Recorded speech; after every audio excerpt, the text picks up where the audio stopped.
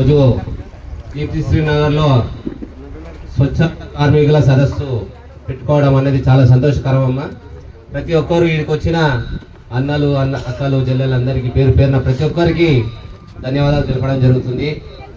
ఈ మీటింగ్ ఎందుకంటే ఈ 15 రోజుల నుంచి ప్రతి ఇంట్లో చెత్త తీయడానికి రాజకీయ వ్యవస్థ వస్తుంది, కమర్షియల్ ఏరియా కూడా వాళ్ళే తీస్తారనేసి తెలపడం జరుగుతుంది. కాబట్టి దాని మీద గ్రేటర్ హైదరాబాద్లో ఉన్న కార్మికులందరూ కూడా భయభ్రాంతులకు గురవుతున్నారు. మనము సెలవులు లేకుండా, వాహనాలు లేకుండా, ఎండలు లేకుండా, పండుగలు లేకుండా పొద్దున లేచి 4 గంటలకు లేచి వీధులలో చెత్త తీసి నగరాన్ని ఎంత శుభ్రంగా పెడుతున్నామో అందరికీ తెలిసిన విషయమే. ఎన్నో సంవత్సరాల నుంచి మనం ఇదే నమ్ముకొని మన పిల్లలని పోషించుకొని బతుకుతున్నాము. ఈరోజు వచ్చి రామ్కీ వ్యవస్థ వచ్చేసి కమర్షియల్ ఏరియాలు తీసుకుంటాము, ఇంట్లో తీసేసుకుంటాము, మీకు 10,000 15,000 జీతం ఇస్తాము అనే విధంగా కొన్ని కార్యాచరణలు నడుస్తున్నాయి. కాబట్టి కార్మికుల ఐక్యత ఉండాలి. ఐకమత్యంగా ఉంటేనే మన హక్కులను సాధించుకోగలుగుతాము. మనకు తెలంగాణ ప్రభుత్వంలో కేసీఆర్ గారు మనకు స్వచ్ఛ ఆటోలు ఇచ్చి స్వయం ఉపాధి కింద డ్రైవర్ కమ్ ఓనర్ కింద మీ కష్టాన్ని మీరే కనెక్షన్ చేసుకోవచ్చు, మీరే తీసుకోవచ్చు అనే విధంగా మనకు గ్రేటర్ హైదరాబాద్లో 4,500 ఆటోలు ఇచ్చి మన స్వచ్ఛ ఆటోలన్నీ గుర్తించడం జరిగింది. కానీ ఇప్పుడైతే రామ్కీ వ్యవస్థ ఇప్పుడు ఉన్న ప్రభుత్వానికి సహకరిస్తూ మన కార్మికులని పుట్టగొట్టే విధంగా చేయాలనేసి ముందుకు వస్తుంది. కాబట్టి వివి రావు గారి ఆదేశాల మేరకు మన అందరం కూడా వినతి పత్రాలు చేయడం జరుగుతుంది. కానీ ఆ విషయం మీద ప్రభుత్వం దృష్టికి పోవడం వల్ల ఈ కార్మికులను ఏమన్నా అంటే భయభ్రాంతులకు గురవుతారు, మొత్తానికి బంద్ పెడతారు. హైదరాబాద్లో చెత్త కూడా చాలా ఇబ్బందికరంగా అవుతుంది అనేసి చాలా మంది అధికారులు కూడా తెలపడం జరిగింది.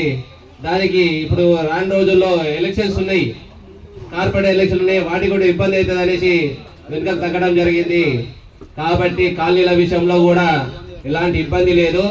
కానీ మన ఐకమత్యం మాత్రం కంపల్సరీగా ఉండాలి. ప్రతి కార్మికుల దగ్గర ఐకమత్యం లేకుండా ఉంటే రామ్కీ వ్యవస్థ వస్తుంది, అధికారులు వస్తారు, మన దగ్గరికి వెళ్ళి పక్క కాలనీకి వేరే వాడికి లాగేయడము చేయడము, కార్పొరేటర్ల కాలనీ నుంచి ఎమ్మెల్యే స్థాయి వరకు కాలనీలో మనకు డబ్బులు ఎంత వస్తున్నాయి అనే విధంగా అందరికి తెలిసిన విధంగా ఉంది. కాబట్టి మన ఐకమత్యంగా ఉండి మన కార్మికులను రక్షించుకునే విధంగా మన అందరం కూడా ఏకతాటిగా ఉండాలి.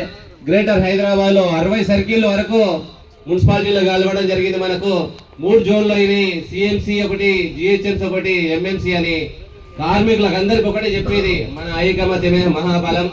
ఐకమత్యంగా ఉన్నంత వరకు కూడా ఏ రామ్కీ వ్యవస్థ కానీ, ఏ జిహెచ్ఎంసి అధికారులు కానీ మన కార్మికుల దగ్గరికి వచ్చే ప్రసక్తి ఉండదు. కాబట్టి మొదటిగా ప్రతి ఒక్కరు కూడా ఐకమత్యంగా ఉండాలి. ఒక కార్మికుడికి రామ్కీ వ్యవస్థ వచ్చి బండి పెట్టిందంటే ఆ కార్మికుడు మన అన్న, మన తమ్ముడు, మన కుటుంబ సభ్యుడు అనే విధంగా ఉండాలి తప్ప అరే ఆయనకైతే మనకేంది అనే విధంగా ఎవరి పని వాళ్ళు చేసుకుని ఉండడం కరెక్ట్ కాదు.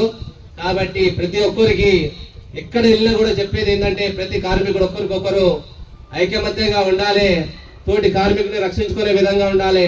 లీడర్లు ఎన్నో ఉంటారు, వాళ్ళు వచ్చే లోపల జరిగే నష్టం జరుగుతుంది. కాబట్టి అక్కడ ఉన్న కార్మికులందరూ కలిసికట్టుగా ఉంటే నాయకుడు వచ్చే లోపలనే పరిష్కారం అవుతుంది. కాబట్టి ఉద్దేశంతో ప్రతి ఒక్క కార్మికుడు కలిసికట్టుగా ఉండాలి, ఒకరినొకరు కలుపుకొని పోవాలి తప్ప నీ ప్రాంతం అది నా ప్రాంతం ఇది అనే విధంగా ఎవరు కానీ పెట్టుకోవద్దు. అందరు బతుకు తెరువు కోసం వచ్చిన వాళ్ళు హైదరాబాద్లో ఎవరు సొంతం కాదు. ఇది ప్రతి ఒక్కరికి హైదరాబాద్ అనేది అందరికి బతుకు తెరువు నేర్పించే హైదరాబాద్. కాబట్టి ప్రతి ఒక్కరు కూడా బతికే హక్కు ప్రతి ఒక్కరికి ఉంది. అందరి కూడా కడుపులో పెట్టుకొని ముందుకు తీసుకుపోయే విధంగా నేను ముందుంటా. మీ అందరికి కూడా భేదాభిప్రాయాలు పెట్టుకోకుండా ఏ కార్మికుడికి ఏదొచ్చినా, ఏ రామ్కీ వ్యవస్థ వచ్చి బండి పెట్టినా ముందొస్తూ వచ్చి నిలబడేది ఇద్దరు గోపిగా కానీ నా యూనియన్ సభ్యులు కానీ ముందుంటారో. కొంతమంది తప్పుదోవల నడిచి కార్మికుల బలిపశువులు చేయడం జరుగుతుంది. కానీ వారు కూడా తెలుసుకున్నారు ఈ కార్మికుల జోలికి రావద్దు. కార్మికులు ఆశామాషగా లేరు, వాళ్ళందరూ కూడా ఐకమత్యంగా ఉన్నారు. వాళ్ళు తలుచుకుంటే ఏరికైనా ఎంతటి వరకైనా ఎత్తుతారు, కానీ ఎంతటి వరకైనా దించేదంతా కూడా అధికారం కూడా కార్మికులకు ఉంటుందని కూడా వారికి తెలిసింది. కాబట్టి మీరందరికి ఒకటే చెప్తున్నా, ప్రతి ఒక్కరు కూడా కలిసి మెలిసి ఉండండి. ఏ సర్కిల్ అయినా సరే మీకైనంత వరకు ఎక్కడ బండి ఆపినా వెళ్ళి నిలబడే విధంగా పోరాటం చేసే విధంగా ఉండాలి తప్ప అదే ఆయనకైంది మాకు అవసరం లేదు అనే విధంగా ఉండద్దు. అయితే కేసులు అయితే కానీ ఏమయ్యేది లేదు, కొట్లాడితే పోయేది ఏం లేదు. బానిస